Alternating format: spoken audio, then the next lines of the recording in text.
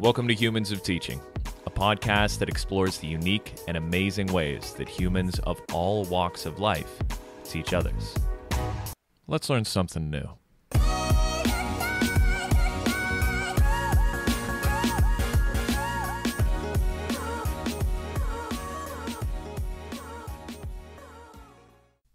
All right, friends, welcome into a new episode of Humans of Teaching. Thank you so much for being here, and you have tuned in to an absolutely phenomenal episode. In fact, our guest today is one of my favorites because he has a special place in my heart because he's the first one that reached out to Humans of Teaching to be on the show, an active listener that reached out because he had a unique perspective to share, and I'm excited to share that with you all. Dr. Paul Semendinger has been a principal for over a decade and an educator for over 30 years, and he is going to be leading our episode today titled A Principal's Principles. You see, Dr. Paul shares that being a principal is about the kids. He is the leader for his teachers, the leader for his school, and his job is to have an open door and help them teach the best way they can teach and help students learn the best way they can learn. He walks us through the observation process, he walks us through a day in his life, and he walks us through all of the amazing things that he has achieved and, taken on as a principal within his school in New Jersey. So I hope you sit back and enjoy this episode, but a few words about Humans of Teaching before we get into that. I want to remind each and every one of you that Humans of Teaching is entirely free. We don't receive any type of support through advertising or sponsorships. You don't have to sit through all of that. So the best way you can help the team out is to leave a review on any podcasting platform that you use and share what you love about Humans of Teaching and maybe some things that you would like to see or hear more of in the future. All right, and the next way we would appreciate your support is to share this podcast with anyone you think would find value, from a neighbor to a friend to a fellow teacher or anyone who teaches in any way, shape, or form. So, folks, thank you so much for your continued support, and sit back, relax, and enjoy the wise words of Dr. Paul Semendinger. All right, ladies and gentlemen, welcome into another episode of Humans of Teaching. I am here with Paul Semendinger, and Paul is a very special individual to myself because he is actually the first person that I was able to meet through social media means by emailing humansofteaching@gmail.com to be on the show. So this is a monumental occasion for me, and I hope that Paul's experience with us inspires many more of you to reach out to be on the show. So Paul, welcome in. How are you today? I'm doing great. Thank you. How are you? Doing super well, and we're very happy to have you here because you are offering a perspective that we have yet to hear on the show, and that's principalship. And administration is such a fascinating aspect of the world of education, and I believe oftentimes misunderstood, especially because a lot of the listeners here are teachers, school teachers.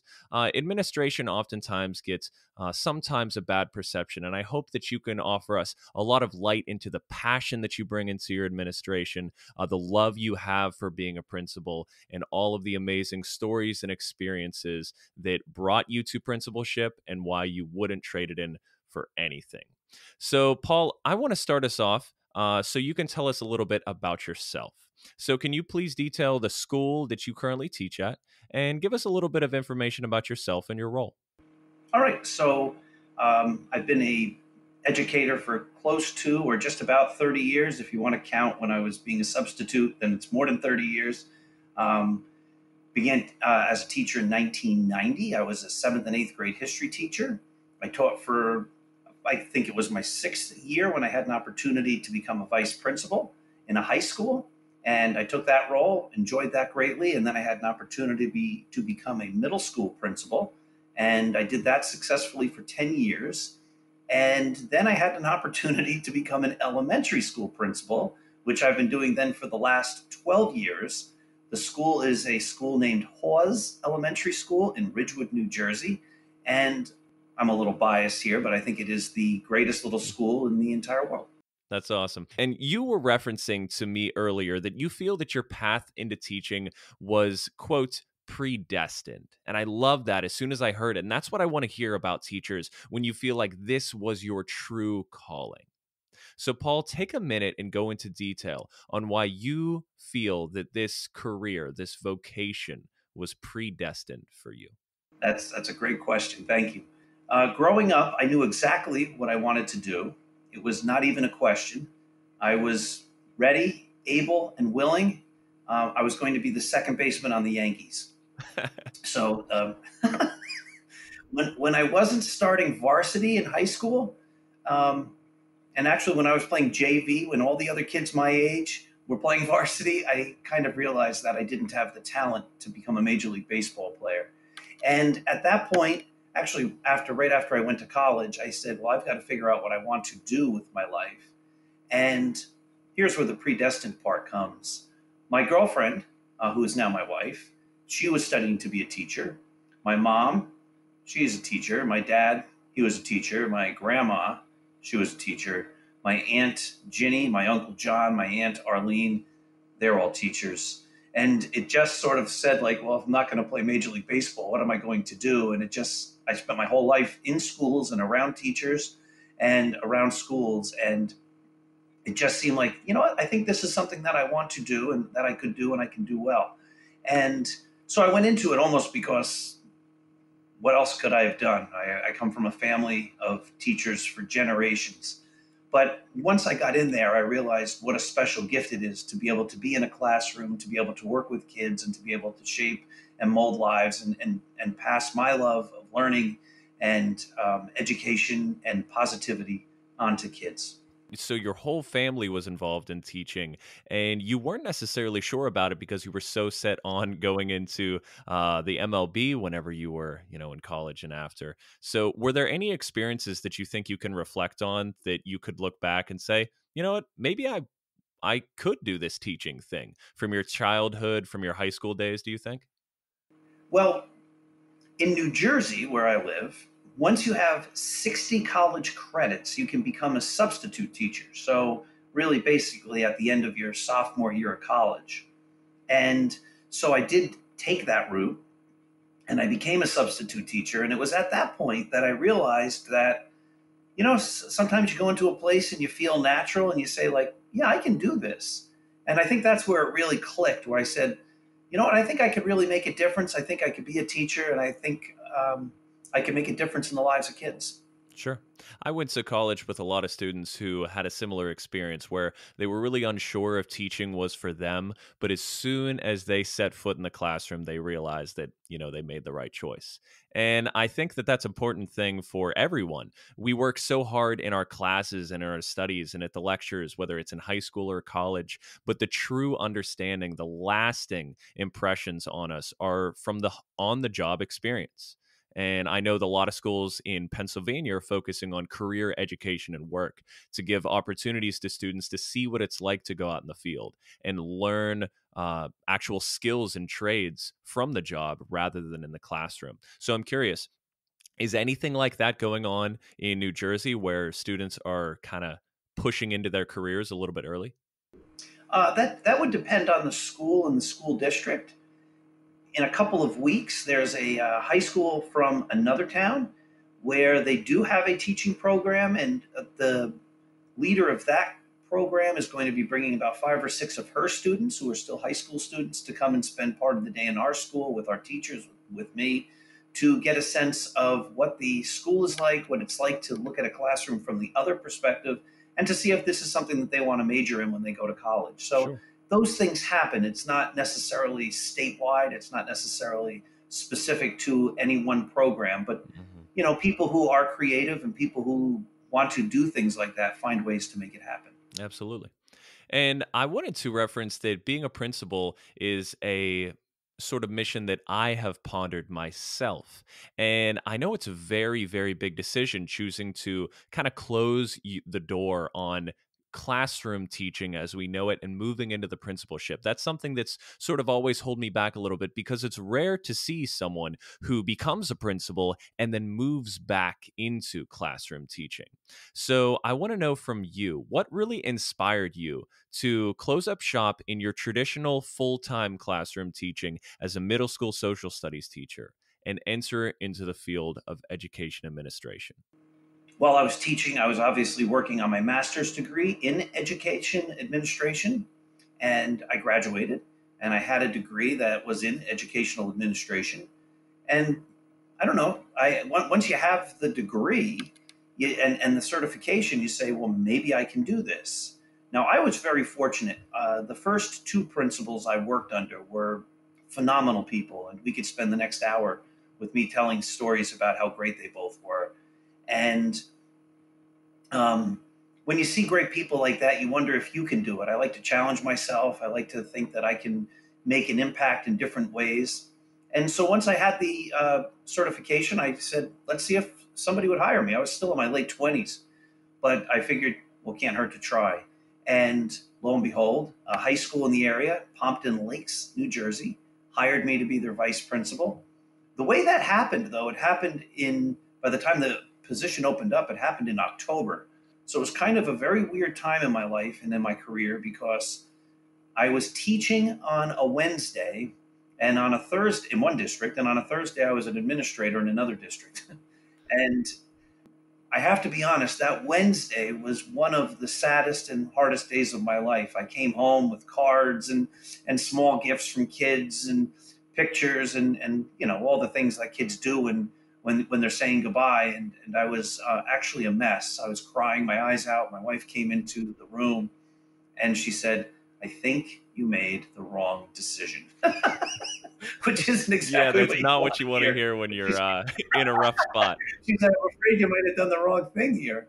But, I brought that same passion to being a vice principal. And then I brought it again to being a principal in two different schools in two different districts. And um, you find out that you can still make a difference if you take the time to get to know kids and get to know the teachers and get into classrooms and to be hands-on and active and a force of positivity in the building, that you can still have some of those same um, types of relationships, although they're different.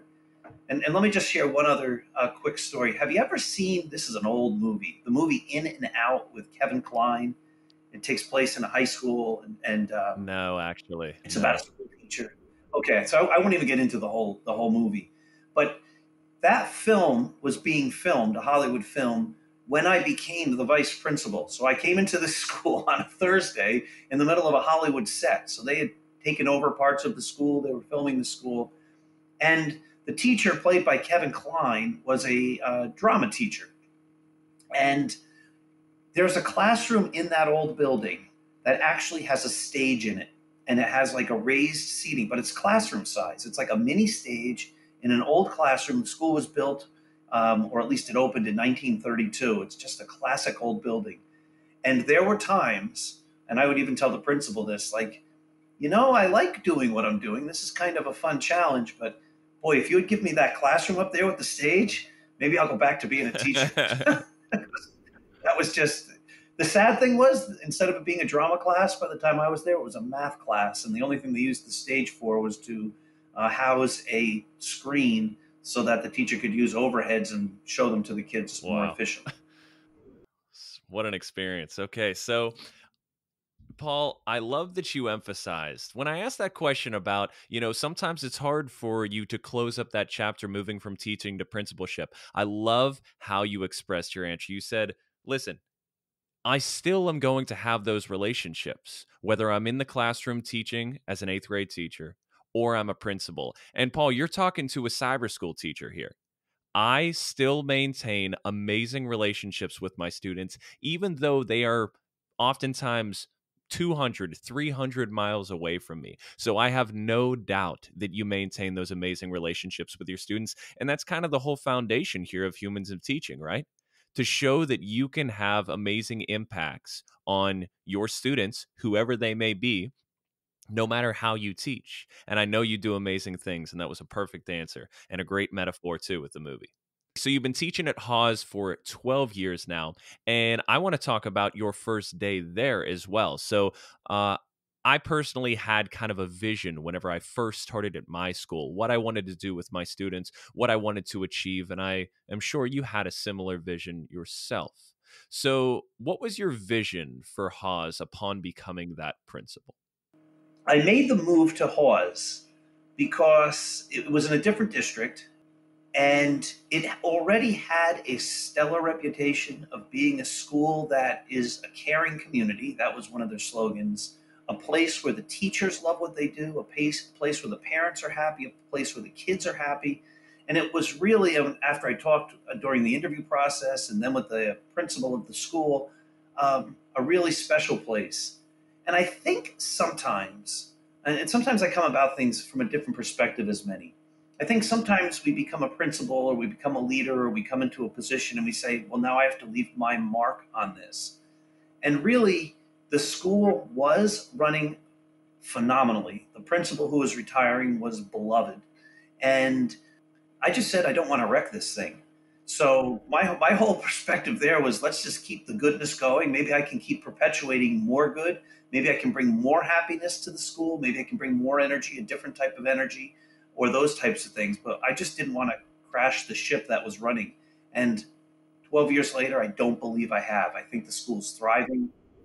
I think everybody's still happy. So that's a big achievement because I came upon a great school and I didn't wreck it.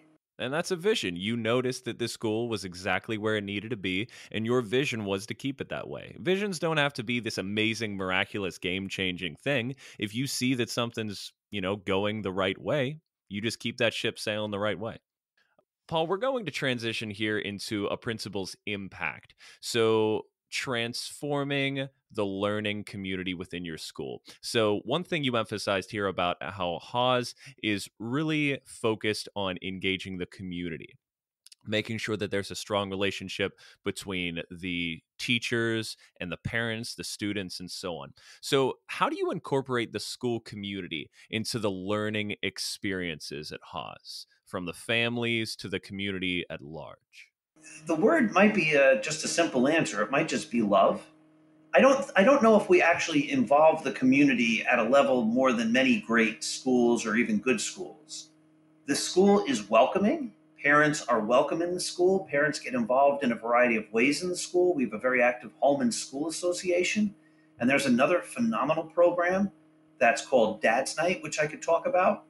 But the teachers also do a variety, a plethora of unique and fun, hands-on, creative, out-of-the-box approaches to teaching, which have the kids leaving the school building almost on a daily basis, but I'm probably exaggerating a little bit, but talking about the great learning and the great experiences they had in the school that day. And that then makes the parents happy. I mean, if you're a parent, your kid's coming home and they're happy about going to school and they had a great day, that's going to make you obviously support the school and want to be more engaged yourself. And I'm pretty certain that the parents know, and we talk about this a lot. They know that the principal loves what he does. They know that the principal loves the kids. They know that the principal loves all of them. And they know that the teachers all feel the same way. And they see that we invest our time, our efforts in the school and in them. And then I think then they invest right back in us. And it becomes just a very positive relationship between all of us. 100%. Yeah, our families can definitely notice the love and devotion that we put into our students, and they can see through it, whether it's fake or genuine. And you're absolutely right. When we give that love, you get that love back. And that's amazing that you guys are achieving that. So you mentioned this dad night. Are there any other, and now I'd like you to go into some detail on what that's about, but also any other unique programs that have been implemented at Hawes that you guys have found a lot of success with? Okay, so Dad's Night, to take a step back, is going to be in its 76th year this year. It was invented by Hawes, actually by a school called Somerville. Hawes wasn't built at the time, which is down the street. There's 6 elementary schools in our community. And then when Hawes became a school, it joined with the Somerville School to have this program. It was made up by dads during World War II who wanted to also give back to the school community. And what Dad's Night is in essence, is the dads put on this almost a vaudevillian type of variety show for the community for 2 nights in March that many dads in the community get involved in participating in. But that's just where the name comes from, because it's Dad's Night and then there's the Dad's Night show. But throughout the year, what they do is they have all sorts of different activities, different ways to give back to the community, whether it's food drives or coat drives or supporting families in need. The Dad's Night has a great community that the dads tap into. Hey, it's something as simple as I need some goalie gloves because my kid just outgrew his for hockey. The next thing you know, yeah, so there are 15 different people showing up at your house with goalie gloves and saying, "Here you go," and you know, I can't take credit for any of that because I didn't even do any of that. This has been going on for 76 years, but it's so it speaks to how great the community is in and of itself, with or without our direct involvement. But Dad's Night then also raises money, obviously, to support the school and to support programs in the school and to help bring speakers in and assemblies, as does the Home and School Association. They work collaboratively, they work together, they each do their own types of programs and activities, but the general idea is all these people are giving their time to benefit the school and the kids. Any other programs that you guys have implemented? I could speak for a long time about our space program. Again, this was invented long before me. I then expanded upon this in different ways. But about 30 years ago, two teachers, and this is a great lesson. I speak a lot at various conferences and things like this, and we talk about becoming great teachers and doing things to benefit your schools and things like that. And some people think like, well, what can I do? I'm just one person, or what can my colleague and I do? We're just two people, and everybody else is against this or whatever. I don't think these teachers ever felt that they were um, blazing a trail that people were against, but you hear that in other schools and in other districts and things like that. But this was just two people who had a passion for space, and they came up with an idea like, why don't we shut down school for a few days and allow the kids to experience space in different ways? They can learn about at different grade levels. They can learn about different aspects of space. Keep it simple for the younger grades. It's a K-5 school. Maybe make it a little bit more in depth for the larger grades, the bigger kids. But as also part of this program, the second graders actually become astronauts, and they develop this entire team building activity. The kids actually have flight suits. They go through flight training, and the second grade space program actually ends with them going into a rocket and blasting off. They used to go to the International Space Station in like a space shuttle, but now they actually go in a rocket and they blast off to Mars. And they get to Mars, they each have jobs they have to do, and they have to work together to get through this very special space mission. And then they come back, and there's obviously it's a lot of STEM type of thinking, it's a lot of creative problem solving, it's a lot of hands-on type of work, and it just continues to grow and grow and grow. And the teachers are all into it, the kids are into it. If you found a grown-up 30 years who was in Space Week 30 years ago, and you asked like, what was your role when you were in second grade? What was your job in your space mission? They probably still remember. It leaves that kind of an impact. That's awesome. We did something pretty similar in elementary school as well. I forget the specific name of the program, but I remember how much joy my classmates and I had at this. So basically, once a week for an entire month, I believe it was 4 or 5 sessions, we would take a trip to this military base almost within the city of Pittsburgh. And we would get out and we would have a field trip there for, I think, half of the day. And we would build model rockets. We built a hovercraft. We had our code names. They never called us by our actual name at the beginning of the at the beginning of the session. We came up with our own code names, and it was almost like we were secret agents. And Paul, you were emphasizing that you said someone 30 years from that time would probably be able to remember everything that they did at that. I remember everything I did there. So it was. That's beautiful. That's what it's all about. They made a difference. They made an impact on you. And it's those things that you still remember today. And for education and for teaching, that changes for every single person. But oftentimes those events within our schools that are a little bit different and take our learning and bring it to life are the ones that truly hang on. And that's awesome that you're either keeping those things alive at Hawes or taking them to the next level. So that's awesome. I'll tell you what. One teacher had a brilliant lesson. This is a fifth grade teacher. He's still there. On my first day that I was introduced to the classes, this is kind of a funny story. The principal was bringing me around, and the kids, of course, are all excited. This is our new principal! Wow! And they're waving and smiling, and you know, you're a rock star.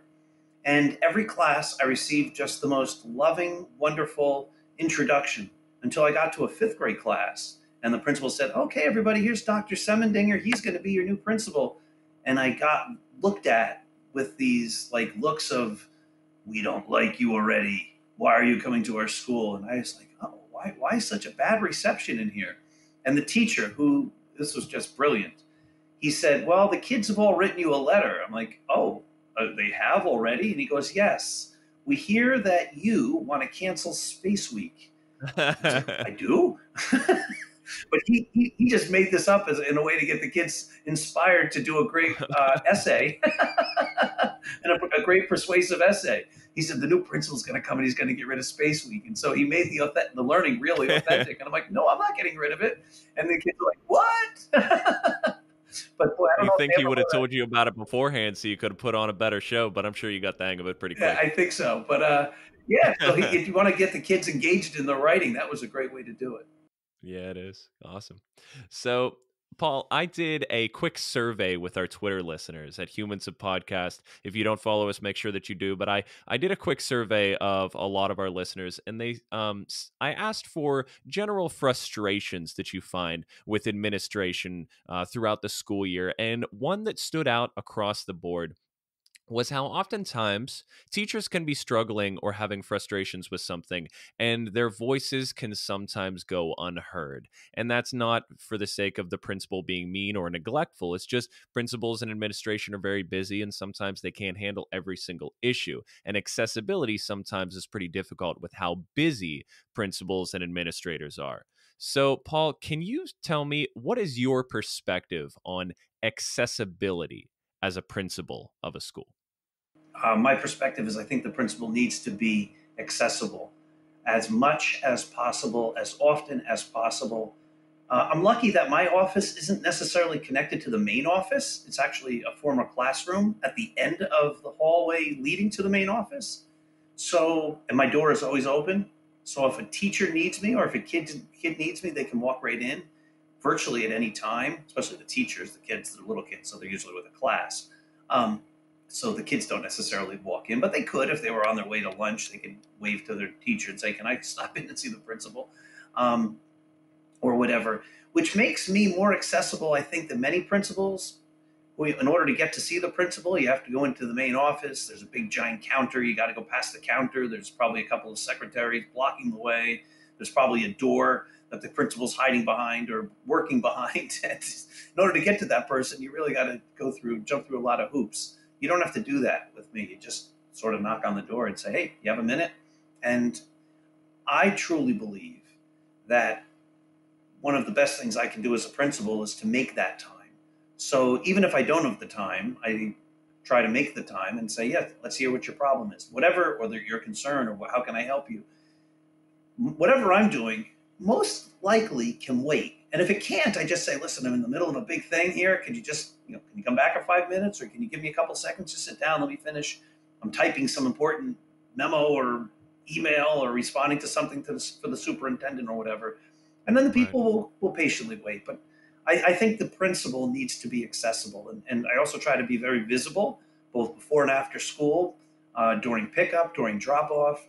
So the parents know where I am. The parents see that I'm out there in the rain and the snow and the beautiful days as well. I'm in the hallways. I try to get into classrooms as often as I can, which then allows people to talk to me and have their questions answered in real time instead of make an appointment. I'll see you 3 weeks from next Tuesday. Right. Yeah. That's super important to have someone who's your supervisor that you can rely on, that you can knock on their door when it's already open and say, you know, "Dr. Paul, do you have a couple minutes that I can talk to you about something?" And my principal is the same way. I really, really have a great relationship with my principal. One, because she is an amazing mentor, and you referenced how the principals before you were amazing mentors for you, which obviously left a lasting impression on you. So having her to look up to and having her to ask questions and be there for me, because in the end, that's what a principal's here for. Sure, there's the administration things that you have to get done, as you were referencing your connections to the superintendent and making sure those things get done. But you are here to build a community within your school to help support your teachers and support those students. And you being there every step of the way and being accessible sounds like principalship 101. And I'm happy that you're doing that. Our job is kids, and that always has to be number one. Hmm. And the people who impact the kids most directly in the school are obviously the teachers. In the beginning, we talked about how you can still make relationships as a principal with the kids, and that's true. And I think I know every kid's name, and I think I have made some type of relationship with most every student. I try to make it with every student. Um, but I don't ever have a chance to know kids the way a teacher knows a kid, right? I don't get to see their work on a daily basis. I don't talk to them on a daily basis. I don't see them coming in and out of the classroom once, twice, or multiple times, depending on what grade level you're teaching and how your school is set up. But I still get to see many of the kids, or most of the kids, every single day in some way, shape, or form. But you don't necessarily have that. I think a teacher's relationship with a kid is much stronger than a principal's relationship with a kid. So, as a principal, I have to value, and sometimes, and I'm often in awe of that relationship. And so I need to support those teachers so that they can do what they need to do with the kids. And the kids need to know that the principal supports the teachers and supports them as learners and as human beings. Absolutely. It's a system. Everyone has to be Yes. there for one another, and it's a Correct. huge And, important and the part. other stuff, the leadership stuff, the reports, the minutia, and all that kind of stuff, to be honest, most of that stuff can wait. That's not as important as a teacher or a kid. Awesome. So you referenced the other things. Let's dabble into that a little bit. One, because I'm interested in the principal side of things, and I know a lot of our listeners are too. So tell me, Paul, what key things do you look for when interviewing potential teachers for your school? Let's say that there's an opening for a new third grade teacher. We'll say, what are you specifically looking for when you sit down with them at each stage of those interviews? All right, so I'm looking for someone who has passion. I want someone who absolutely loves kids, that wants to be with kids. I want someone that is a hard worker. I want someone who's a bastion of positivity. I want someone who's a problem solver, who has initiative, who can come up with solutions. Um, but really, what it boils down to, really at its core, is I want someone to understand what it is to truly be a great teacher. And a great teacher, I'm actually doing a workshop on this up in New England in a couple of months. It's a brand new workshop. I'm still working on it, but the working title, is at least something like "The Heart of Teaching is Your Heart." And Hmm. the big point there is, I believe that when we love something, we would do anything for that thing or that person that we love. That becomes our passion. That's what we invest ourselves in. And great teachers love what they do. They love their position. They love their students. Um, and I'm overstating the case a little bit, but the general sense is, once you realize that your job is so important, that you're shaping lives, and that those kids rely on you for calmness and direction and rules and support and encouragement and learning, and that you're shaping lives each and every day that you're with kids. You're teaching them how to react, you're teaching them how to think, you're teaching them how to grow, you're motivating them. Once you realize that, and that's deep in your heart, and that's part of who you are as a person, you're going to do what's necessary to be the great teacher on a daily basis. You're not going to be the person that says, "Oh, yeah, they changed the math program, so now I can't teach that because I only loved math program X." You're going to say, "I'm a teacher of kids, and the district used program X. Now they're using program Y, and I'm going to make it work because it's important that the kids learn their math," and that type of thing. Yeah, I often think of teaching kind of as a game sometimes, where the rules might change here and there, but in the end, the objective is still the same. And you have to pull an audible every now and then. And that's kind of what makes teaching fun. Listen, if it wasn't for the hiccups in the road where all of a sudden the internet's out, or your projector or your Promethean board doesn't work, or all of those little things that happen, sometimes you wouldn't have learned how effective a certain strategy is, or how much your students would enjoy learning in this unique way. So having the ability to try new things and do things differently and embrace teaching for what it is, teaching, That I can see that's why you look for that during the interviews. That's great. Right. Great teachers teach. And as an administrator, we have to give them the opportunity to teach. Oftentimes we start to think that we know better. Like we don't. We're not in the classroom anymore. And I think I was a pretty darn good teacher. Um, Hmm. but I'm not a teacher anymore. I sometimes when I'm lucky, I have the opportunity to be an adjunct college professor, but that's not an elementary school teacher. It's a different type of teaching. It's Right. similar, but it's definitely not the same. And I have to respect the fact that they're doing something that I'm not doing, and that while I can relate, I think I can relate real well. My wife's a teacher. Again, I grew up with a family of teachers. I know what at least the teachers who are related to me think about when they're outside of the school and they're getting ready for Hmm. their lessons each day and preparing and all that. But um, I can't. I think it's somewhat disingenuous if I go in and I say I know exactly what you're dealing with those kids on this day at this moment, and the only right way to do it is my way. We differentiate for kids, and I believe we need to differentiate also for the grown-ups, the teachers, because there's variety. There's a plethora of different ways that you can instruct that are all very valuable and that all make a positive impact on kids. I love that. And every teacher's different, and they have certain skills and abilities and characteristics that might make one strategy more effective for them for someone else. And embracing what teachers do and how they do it best is a beautiful way to go about it. That's Yes, awesome. I agree. Thank you. Paul, I want to pick your brain for one other aspect of administration. Can you give us the best advice you can for new principals conducting their first evaluation? And I'm asking that because earlier this year we have a principal in training in our school. He's in his final year in his education administration program, and I volunteered to have him come into my classroom and observe one of my lessons. And he brought me in with our actual principal sitting next to him, and he was going to conduct this evaluation afterwards, a post observation meeting. And I could tell that he was pretty underprepared for someone like myself who was basically going to question how he came up with those ratings of the domains and themes and things like that. So, what advice can you give for someone who is going through their first evaluations? That's a great question. I think obviously you need to be aware of what those um, various areas that you're evaluating on.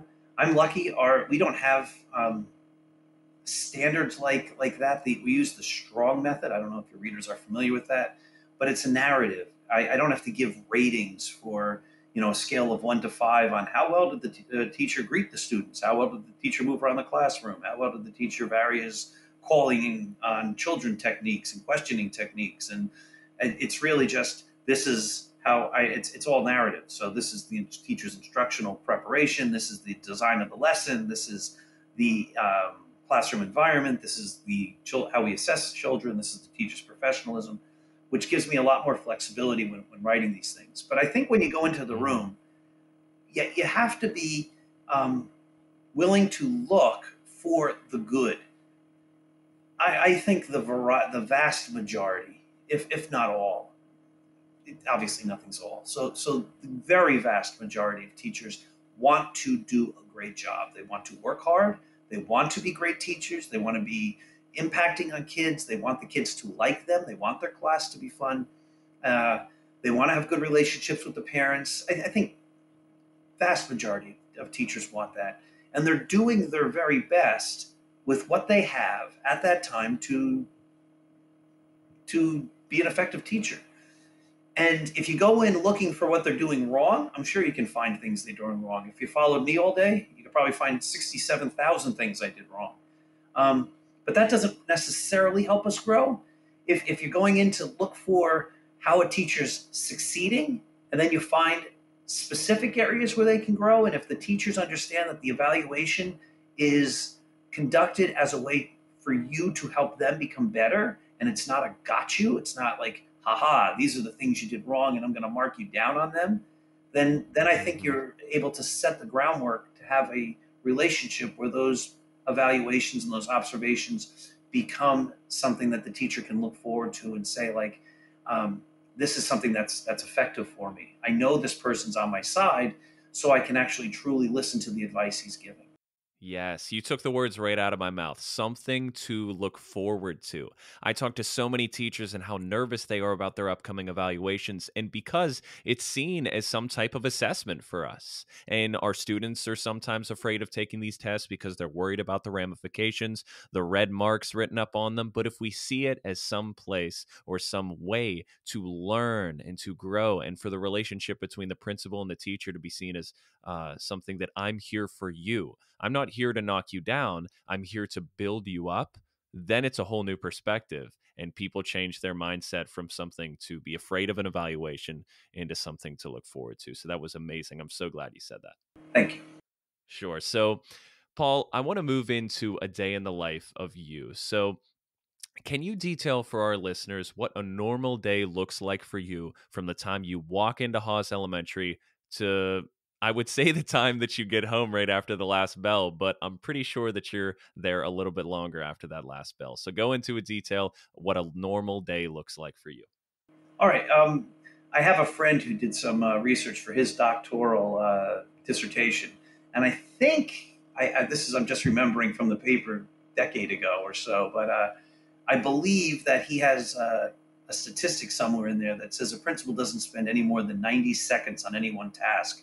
So I don't have ADD. Well, my mom thinks I do. They didn't diagnose things like that back when I was growing up. But it's a job that works well for me because I'm always moving to another task. Um, so a typical day, I get to work. I spend probably 45 minutes to an hour, maybe a little less sometimes, in my office.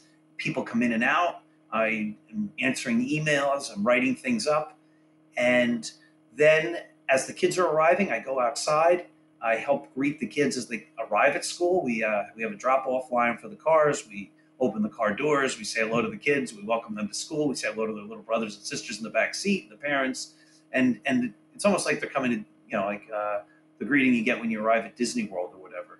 Then I come back into the school and I go about my business and do what I need to do. I'm somewhat self-critical. I every day I should get in the lunchroom and I should be on the playground and I should be in a lot of places that some days I don't get to where I need to be because the job sometimes, whether it's meeting with parents or meeting with kids or meeting with teachers, takes us away. But I do try to make time in my schedule almost every day to get into classrooms at various grade levels. At fifth grade, I go into those classrooms once a week to talk about social and emotional learning. In fourth grade, I go into the classrooms once a week and I read Harry Potter to them. We start at the beginning of the year and we make it last throughout the whole year. I've turned that into a way also to teach lessons on character and hard work and growth and things like that. And various other grades, I go in and read picture books and things like that. So I do try to be in the classrooms and I try to be involved with the kids. I try to be in the halls when they're walking through the halls. And somehow, while you do all that, the day you get through the day. There's a lot of things that are happening. And most of it good. And sometimes people say, I'm so busy. Oh, it's so hard.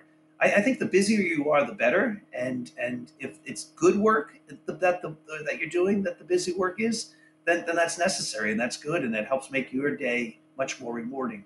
And then the kids are getting ready to leave. And then I'm outside at drop off or pickup. And then I go back in and I finish all the tasks that I didn't get to during the day. And eventually I close up shop. I go home. And then usually the first thing I do is I check my email and then I start emailing parents and teachers about things that we didn't get to during the day. Sure. And that's a typical day. Mm-hmm. It's all Busy good. day. Yeah, it's all good. It's a good busy. That's good to be It's a good busy. busy. Yeah, awesome. I don't necessarily love being in long meetings. That's not a good thing for me. I'm right there with you. Multiple hour meetings about things. I'd rather get things done quickly and be in my school doing those types of things with kids and teachers than sitting somewhere off in a building somewhere having a long meeting about other things. Sure. Yeah, That's a like you flaw, said, by you're the way. there. That's a flaw. That should be a strength for good principals that they want to be involved in other things besides their school. And I do, and I do get involved, but my heart's always back where the kids and the teachers are. It's good. It's good to be. So, Paul, you said that you've been teaching for, if we're including your student teaching, over 30 years now. And I know a lot has changed in that time. And obviously the introduction of technology and all kinds of different methods, that's pretty obvious. But Paul, I want to take your perspective on how has the focus of education changed for the better? And in your perspective, can you think of anything on how the focus of education has changed, maybe for the worse, over the past 30 or so years? I don't think that everybody wants to talk about the good old days. I don't know how great the good old days were. I actually have my mom's old college textbook from, I think, her introduction to elementary class. It's dated 1954. And that book begins by talking about the good old days and how people always long for the days that were better. Um, that was 1954. They were complaining and saying, like, the people of that generation were saying things were better back then. I think that's just a natural human tendency sometimes to do. I think one of the things we do better is we understand the growth mindset and how kids can grow. And one of the things we do a lot at my school, we talk about this a lot. In addition to love, we talk about failure and how it's okay to fail. We'd rather try and strive and fail and then get back up and be resilient and keep trying and keep pushing forward. Um, when I was young and when school was beginning, when I was beginning my career in school, that's not when school was beginning. Um, there was this fear of failure. I think we can, as a society and as educators, we've learned that failure is a good thing if it's a learning opportunity, and failure most often can be and should be. How is it worse? I don't know if it's worse. In fact, I'm an optimist. I think we're always looking at better days. Now, one thing that I've noticed from our conversation here and conversations prior, Paul, is that you are such a passionate teacher. So I know a lot of educators have found themselves at some point or another burned out, whether it's 1 year into the profession after a really rough student teaching experience, or their first year teaching where everything hits them like a ton of bricks, realizing how much work it is to be a teacher, whether it's 5 years down the road, 10 years down the road, or 30 or 40 years down the road.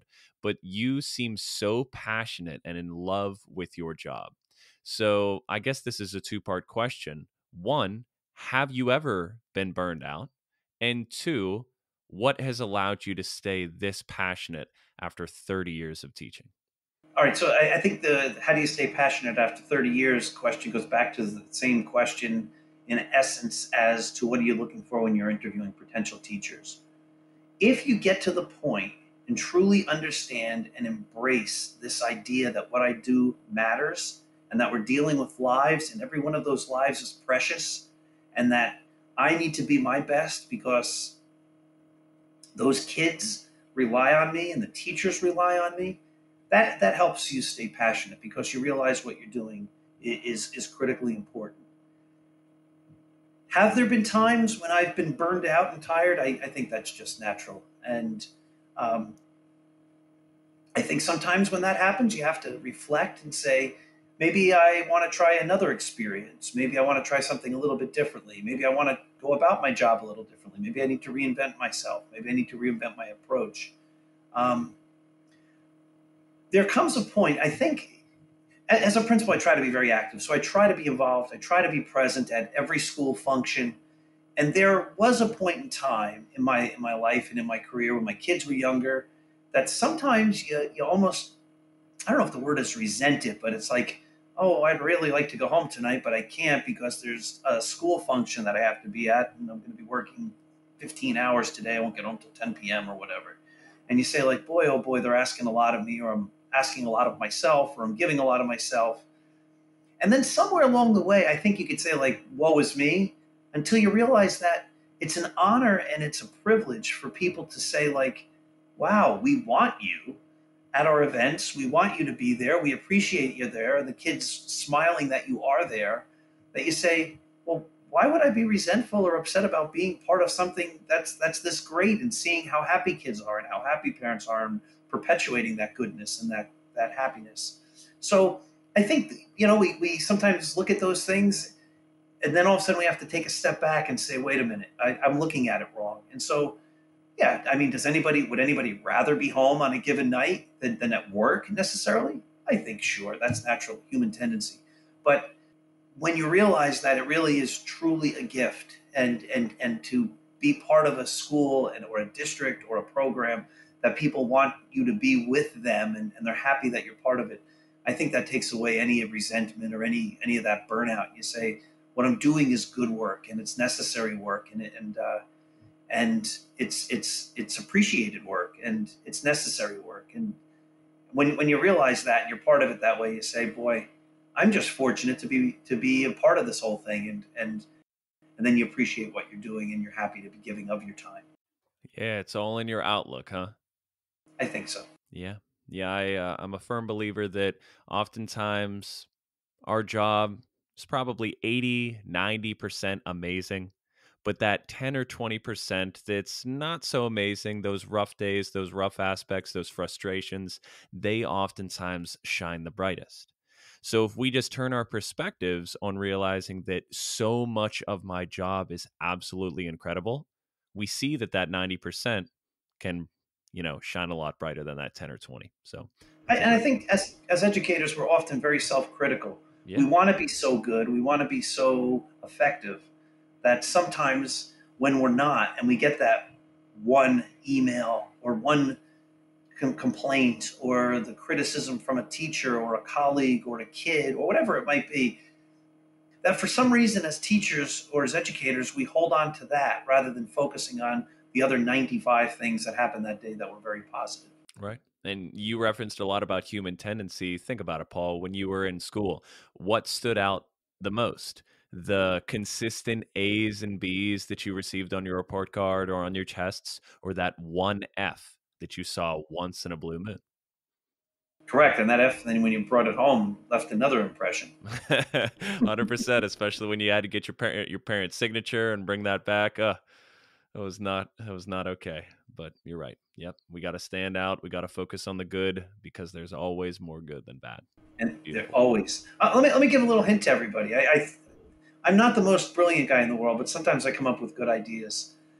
I don't know how long ago I started doing this, but I make a file every year, and it's just called nice. And what I do is when people send me nice emails or nice comments, what I do is I just cut and paste them into a Word document, that people send me. And as the year goes on, that document goes from 1 page to 2 pages to 5 pages or whatever. And if you're having a day when you're like, boy, everybody's down on me, I'm doing a bad job, because I think we all go through that. Um, sometimes it's nice just to open those files up and just read.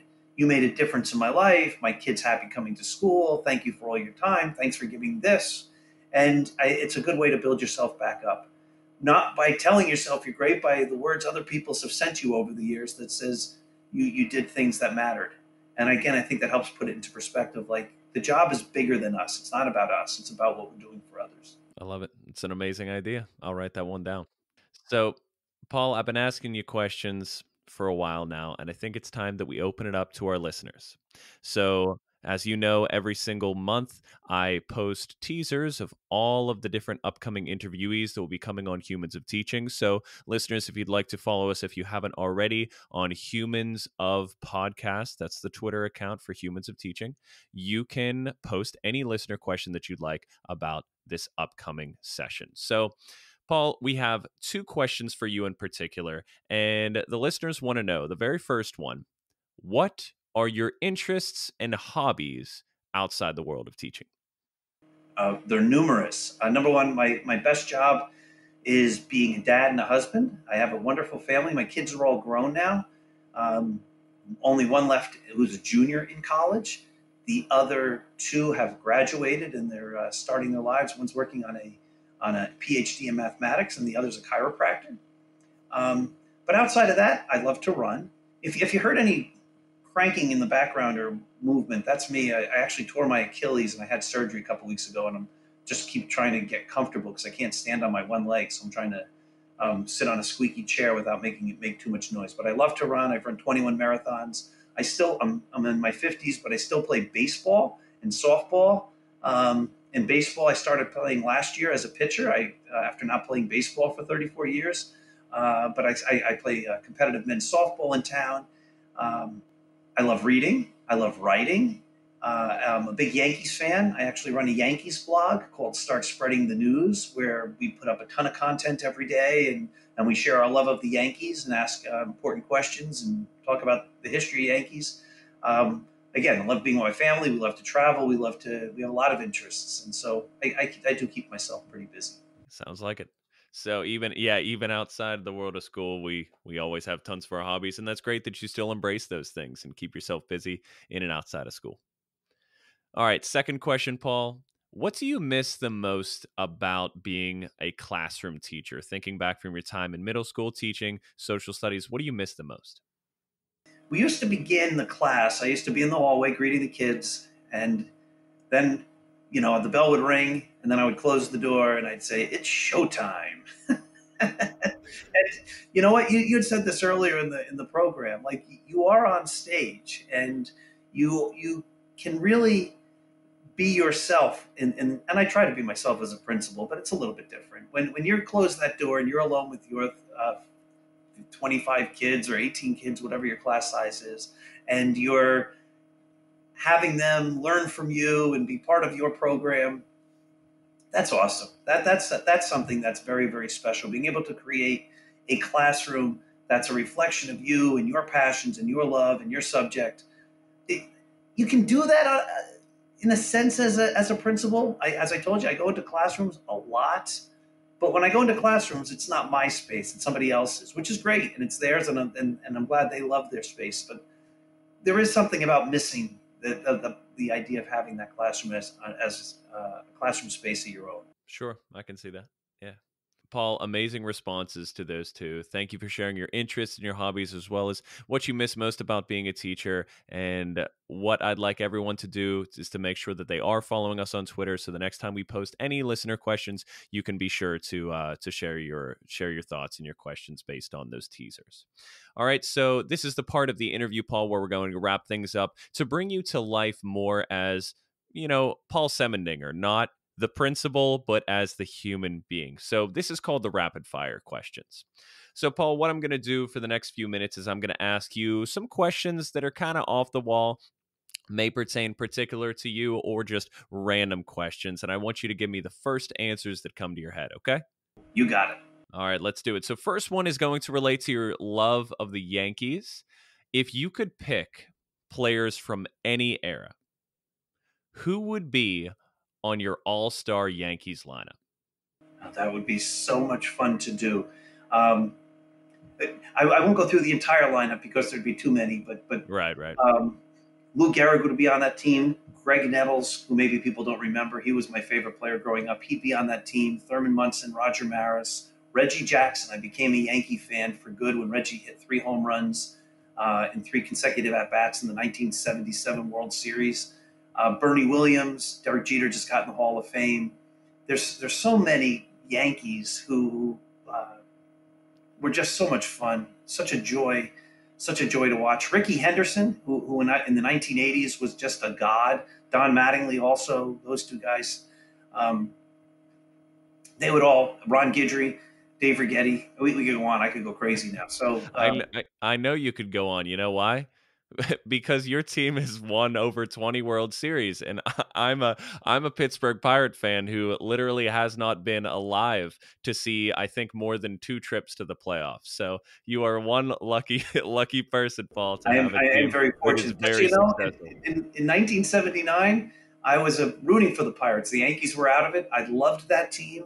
I was a big Dave Parker fan, Uh-huh. and I was thrilled when they won that World Series. Absolutely. Yep. Pirates baseball is something I just love baseball. It's something that I love baseball season so much because you know that there's always going to be a game on every single night of the week to just sit back and relax and watch. And win or lose, going to a baseball game is a blast. Watching it on TV is a blast. It's just a great game. And I've learned to appreciate it so much more the more I watch it, because I remember when I was young, I was watching hockey, I was watching college basketball, I was watching football, sports that are pretty active and there's a lot going on the whole phase of the game. But in baseball, you have to learn to appreciate the little things like a pitcher's duel or an amazing throw from third to first base. The little things you really appreciate a lot more the more you watch it. And, win or lose, sometimes it's cool just to watch those kind of things.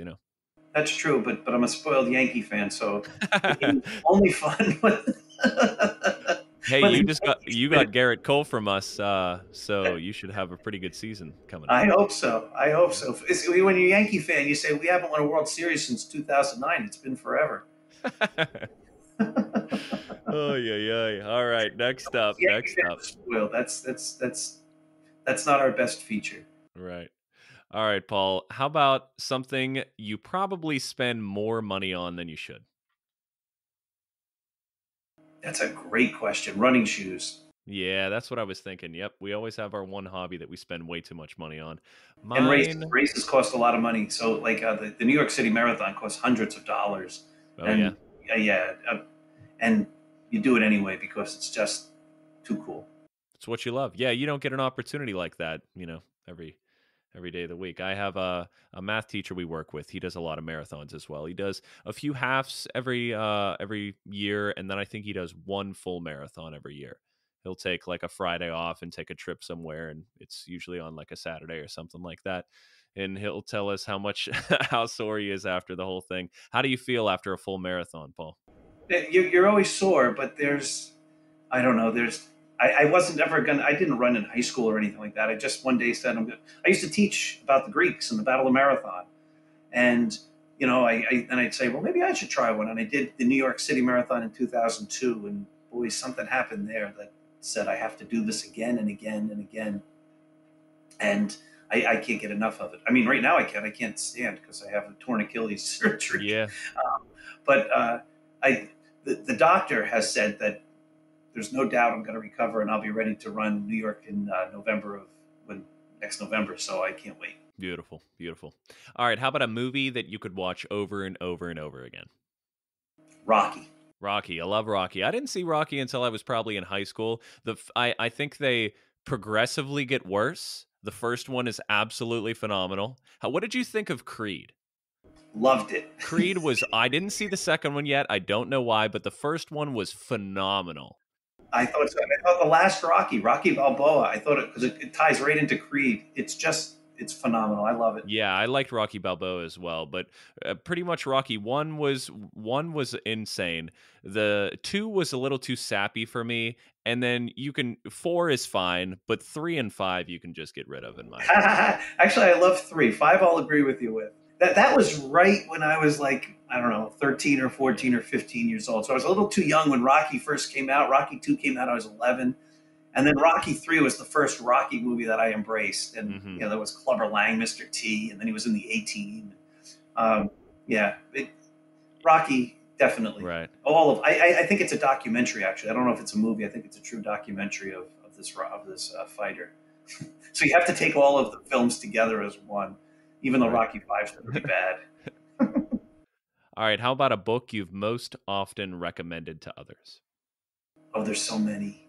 Um, I read in a variety of different genres, and I read a variety of different ways for people and different interests. My favorite baseball book, probably inappropriate on some levels because there is lots of profanity and things, but Ball Four was by Jim Bouton. Is just a phenomenal book that I love. I actually love the book The Godfather. I love most everything that Bill Bryson writes. I love most everything that Malcolm Gladwell writes. Uh, James Thurber's always been one of my favorite writers. I love reading books about history, reading books about running. There's a book called The Perfect Mile by Neil Bascom that talks about the breaking of the 4 minute mile. That book just blows me away. So I've recommended that a lot as well. There's so many good books. Awesome. Awesome. So you get a month-long vacation tomorrow, Paul. Where are you going? Oh. Um, is my Achilles healed?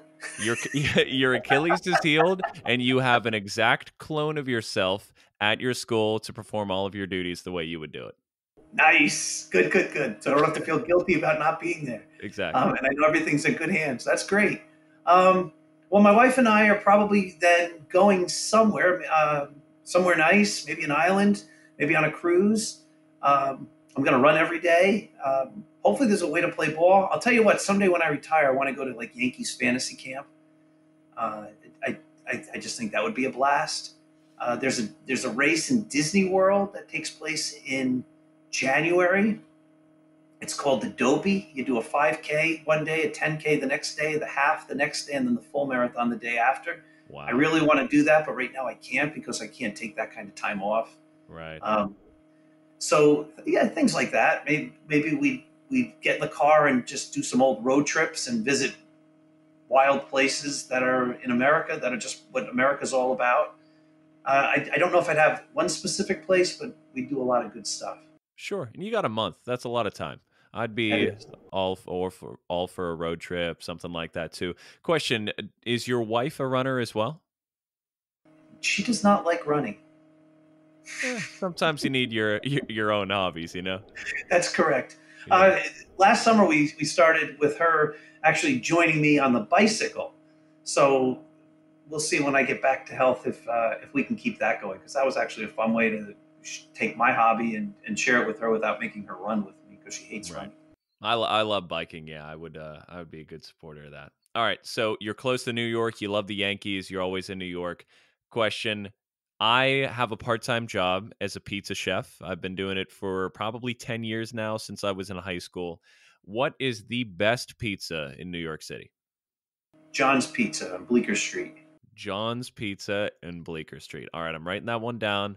I'm saving this recording and I'm going there. And then I'm going to talk to you after I'm done and I'm going to let you know because I like to think that I'm a connoisseur of pizza.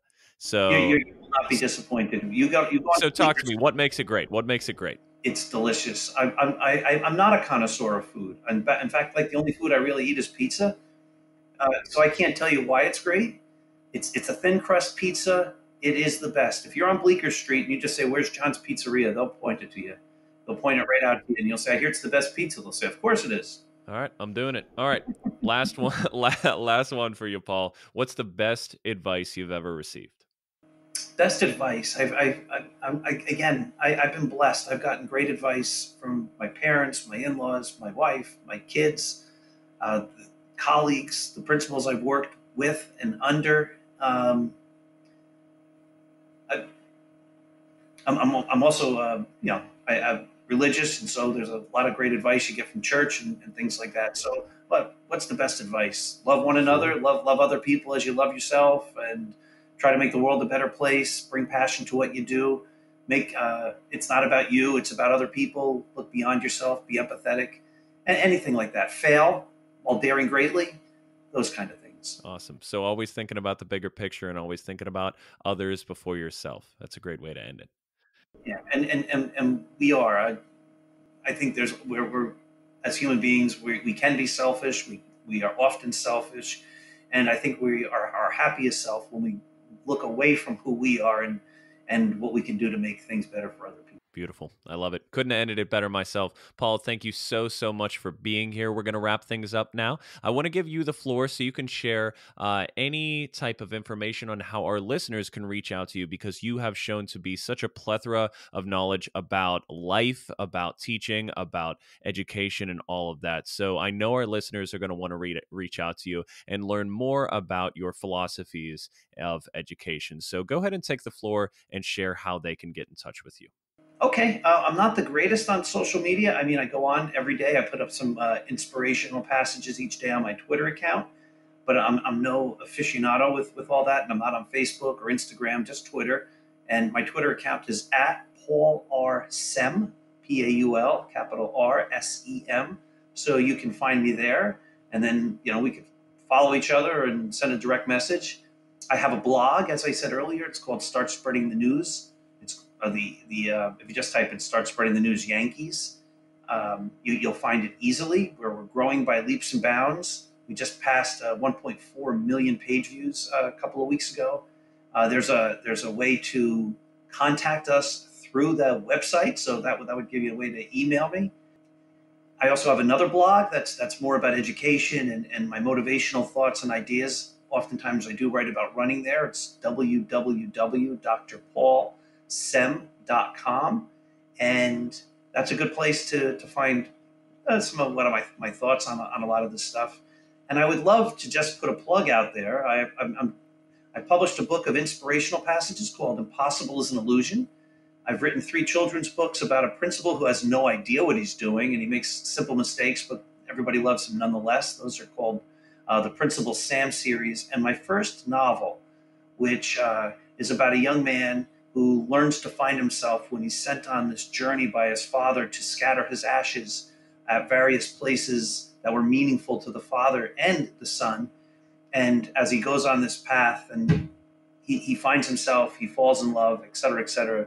The book is getting rave reviews. It's called Scattering the Ashes. I wrote it from my heart. People who are reading it are telling me great things about it. They say it's making them laugh, it's making them cry. So I would encourage you to look that book up. It's at every online bookseller. You can see it on Goodreads, Amazon, Barnes and Noble, et cetera, et cetera. And I also have links to it on my blog. I put passages from it on the Yankees blog because some of the passages do talk about baseball, and there's links to it if you just look at my Twitter account. But I would love if people would take a look at that book, because I think it's one of those things that will touch lives and help people think about the bigger pictures and things like that in life. Excellent. All sounds amazing, Paul. And you and I discussed earlier that we are going to be providing you and I a giveaway to the listeners. So one of these copies of Scattering the Ashes is going to be given away to one of our listeners a little ways down the road, perhaps a month or two from now. We will advertise it on future episodes of the podcast as well as on our social media accounts. Make sure that you follow us on Twitter, as we said, at Humans of Podcast. You can follow our Facebook group, Humans of Teaching. Make sure you join that. And you can also visit our website, humansofteaching.com, to learn more about all the giveaways that we're going to be having. Scattering the Ashes is going to be one of them, but for every interviewee that we have on that is an author in some way, we should be able to get a copy of their latest book and give it away to show our support for all of you that are listening. Just make sure that you're subscribed, and that's the first step to getting a hold of it. So Paul, thank you so much for being here with us. Thank you for enlightening us and just giving this amazing, passionate story about how teaching is not about us, it's about the kids. And the more we keep that in the back of our head, the more we're going to love our job day in and day out and be passionate about it for 30 straight years like you have been. I couldn't thank you more for being here. Thank you so much. It was a pleasure talking with you. I wish we had 100 more hours. I agree. So we'll be in touch soon, Paul. But once again, thank you. And I hope you have a great day, okay? You too. Thank you so much.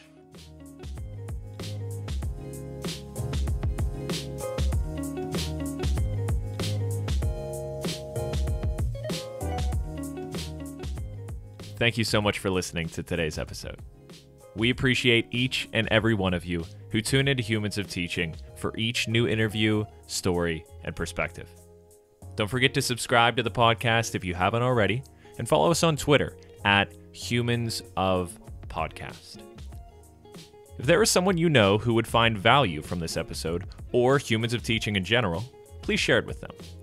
This podcast was made to inspire teachers, and the more we can share it with, the better. If you or someone you know is a teacher of any kind and have a unique perspective or story to share, we'd love to hear it. Please email humansofteaching@gmail.com for a chance to appear on our show. Thank you again for listening, and we'll see you next time.